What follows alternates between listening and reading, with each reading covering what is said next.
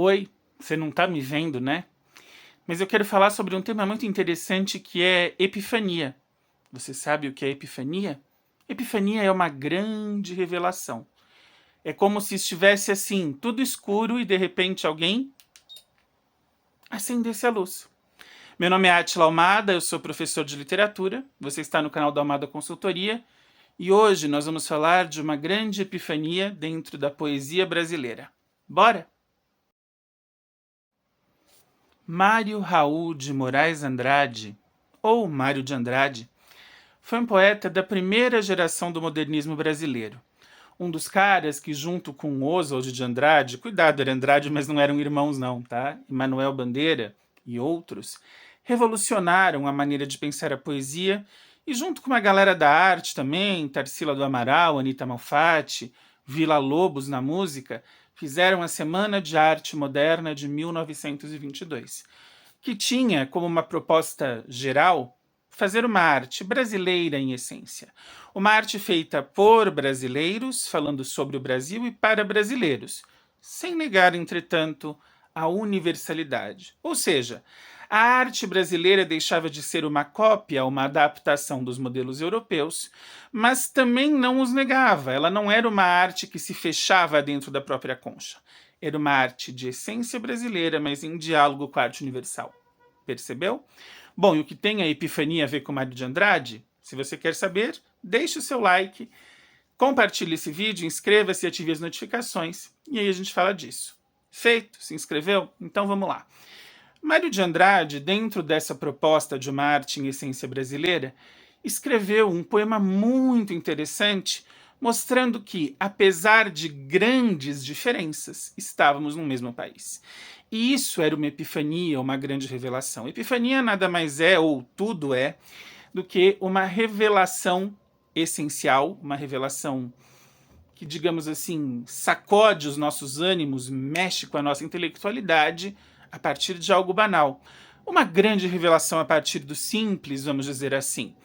Um exemplo de epifania clássico na literatura está na obra Frankenstein, de Mary Shelley, quando o criador deste novo humano tem a ideia da sua criação a partir de um raio partindo de uma árvore, que afinal é uma coisa corriqueira numa tempestade. Para Mário de Andrade, a epifania ou a grande revelação tem a ver justamente com o Brasil. E ela ocorre em que momento? Ela ocorre no momento em que este eu lírico está sentado em sua casa, trabalhando, né, terminou seu dia, pega um livro para ler. E ao ler o livro, de repente ele percebe que, muito longe dele, existe um outro brasileiro. Eu vou ler o poema com você e aí nós comentamos parte a parte. Fechado? Descobrimento. Abancado à escrivaninha em São Paulo, na minha casa da rua Lopes Chaves, de supetão senti um friume por dentro. Fiquei trêmulo, muito comovido, com o livro Palermo olhando para mim. Não vê que me lembrei que lá no norte, meu Deus, muito longe de mim, na escuridão ativa da noite que caiu, um homem pálido, magro, de cabelo escorrendo nos olhos, depois de fazer uma pele com a borracha do dia, faz pouco se deitou, está dormindo. Esse homem é brasileiro que nem eu. Um ponto interessante a se salientar aqui é que Mário de Andrade aproveita as semelhanças com o seu eu empírico e cria um eu lírico. Não dá para confundir os dois, você já sabe que eu lírico e eu empírico são coisas diferentes, mas a ambientação é muito importante aqui. Porque se ele vai fazer uma contraposição pela epifania de dois brasileiros muito diferentes, é preciso saber quem são os dois. Se ele falasse só do seringueiro lá no norte, você teria uma descrição, mas não favoreceria a relação de quase oposição que ele quer mostrar, mesmo que quase opostos, iguais em serem brasileiros. Portanto, a escrivaninha de uma casa em São Paulo, na rua Lopes Chaves, é muito importante. A rua Lopes Chaves existe até hoje na Barra Funda, um bairro que à época, nos anos 20, era um bairro operário, um bairro que surge do leito de duas ferrovias. Você tinha passando ali pela Barra Funda a estrada de ferro São Paulo Railway, que chegava até Jundiaí e depois foi a Campinas em frente, e a Estrada de Ferro Sorocabana. Então, um bairro que cresceu com o operariado, com a expansão de operariado e indústrias, e, claro, com residências também. Então, este é o ambiente do eu lírico, é um ambiente que é caracterizado para que você possa traçar depois a epifania e chegar a essa oposição igual, digamos, tão diferentes, mas com um traço de semelhança fundamental. Então, atividade cotidiana. O cara está em casa, sentado, lendo. Chegou em casa, imagine o seguinte, você chegou do seu trabalho, hoje você chega e você pega o seu celular. Né? Na época não tinha celular, não tinha computador, então o cara chegou do trabalho, sentou, jantou, sei lá, sentou ali à noite na escrivaninha e foi ler um livro. De repente, de supetão quer dizer de repente, ele estava lendo o livro, sabe aquele frio que sobe a espinha e você dá uma tremida? É isso, eu senti um friume por dentro. E parou, ele ficou olhando para o livro, trêmulo, comovido, e o livro Palerma, obviamente, sem reagir, olhando para ele. Então, isso é o início do que vai caracterizar a epifania. A partir de algo banal, a leitura de um livro, algo começa a se descortinar, algo começa a se revelar. E aí faz muito sentido você ter a quebra de estrofe, porque a segunda estrofe ela vai detalhar a revelação, o que se revela numa sucessão de quadros, de pontos descritivos. Primeiro, distância do mapa.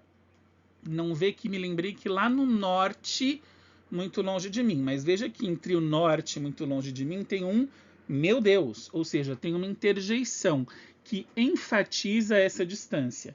Só para você pensar, hoje, vamos pegar Manaus como referência, se você pegar um avião aqui em São Paulo para ir para Manaus, você leva de 3 horas e 40 a 4 horas. É tempo. Imagine nos anos 20, quando não existia aviação comercial no Brasil, ou ela estava começando, o tempo que se levava para viajar por terra de São Paulo a Manaus. Então, este meu Deus, o norte em geral, né? Eu dei Manaus só com uma base. Este meu Deus enfatiza o norte, meu Deus, é longe pra caramba, é além do Deus me livre. Era muito mais distante do que é hoje pelo deslocamento. Obviamente a distância medida é a mesma, mas o deslocamento demorava muito mais. Então, essa é a primeira coisa. Meu Deus, que distância, como é longe, como estamos separados. Lá, escuridão ativa da noite que caiu, embora lá seja mais cedo do que aqui. Né? Existe um fuso horário menos para a região norte, só que lá anoitece cedo. Então, se aqui em São Paulo estava anoitecendo, lá já estava noite, noite ativa, noite preta, noite em que não se enxergava mais nada, não se via cor, certo? O céu totalmente escuro. Nesta noite ativa, nesta noite sem nenhuma luz, a não ser obviamente a luz dos astros, havia um homem. E aí, ao descrever este homem, você precisa entender que o eu lírico se descreve ao contrário, ou seja, tudo que este homem é, o eu lírico não é. Se este homem é pálido, tem uma aparência pálida, o eu lírico não a tem. Se este homem lá de longe, lá do norte, meu Deus, é um homem magro, o eu lírico não é um homem magro. Pode não ser gordo, mas não é aquele magérrimo. Se este homem tem cabelo escorrendo nos olhos, o eu lírico não tem.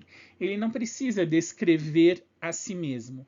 Quando ele fala dessa distância, meu Deus, e percebe a diferença, você já consegue entender que fica por baixo das linhas, fica numa interpretação mais profunda, mas não tão difícil, de que o eu lírico é o contrário do que se apresenta neste homem.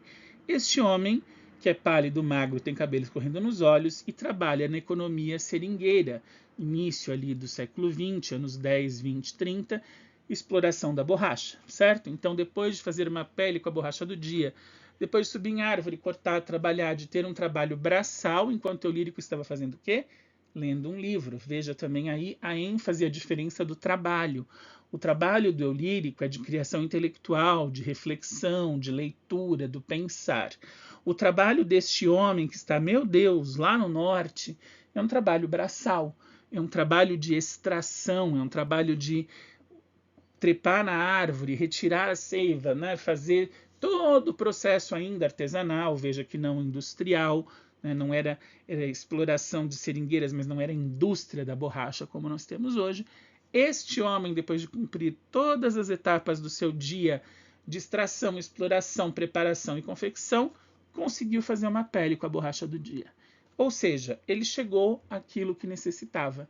ele cumpriu o seu objetivo. Veja que o homem paulistano, o cara que está em São Paulo em casa, está lendo por lazer. Ele já trabalhou, ele já cumpriu o que ele precisava, ele chegou em casa, jantou, tomou banho, pôs o seu pijama e sentou para ler.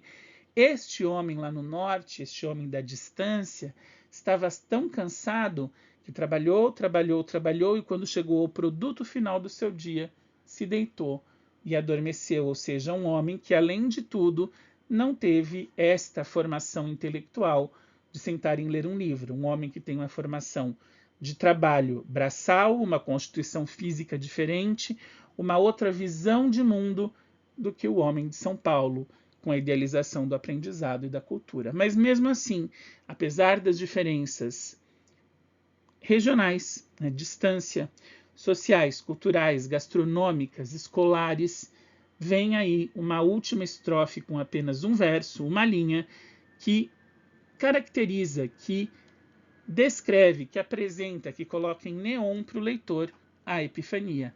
Esse homem é brasileiro que nem eu. Essa é a grande revelação a partir de algo aparentemente banal para o eu lírico, como ler um livro. A revelação, a epifania de que, apesar de todas as diferenças das quais eu acabei de falar, este homem une-se a mim pela identidade do país. E essa é basicamente a proposta dos modernistas: buscar a identidade brasileira, ainda que, ou a despeito de, todas as diferenças. Ainda que haja diferenças ou a despeito delas, somos brasileiros, precisamos dessa conscientização para que o país seja efetivamente unido em termos de cultura e não apenas fatiado para uns e não para outros. Eu espero que você tenha gostado desse vídeo, conhecido melhor este grande poema do Mário de Andrade. Se gostou, reforço o pedido para você curtir, apoiar o nosso trabalho. Não tem custo algum, mas nós precisamos disso para o algoritmo gerar a divulgação dos conteúdos. Deixe seu comentário, o que entendeu do poema. Se tem dúvida, pode deixar nos comentários ou mandar um e-mail. Nosso e-mail é almada. Não se esqueça do ponto, almada.consultoria@gmail.com. Claro, se não é inscrito no canal, inscreva-se, ative as notificações e a gente se encontra em mais vídeos sobre literatura já já. Um abraço.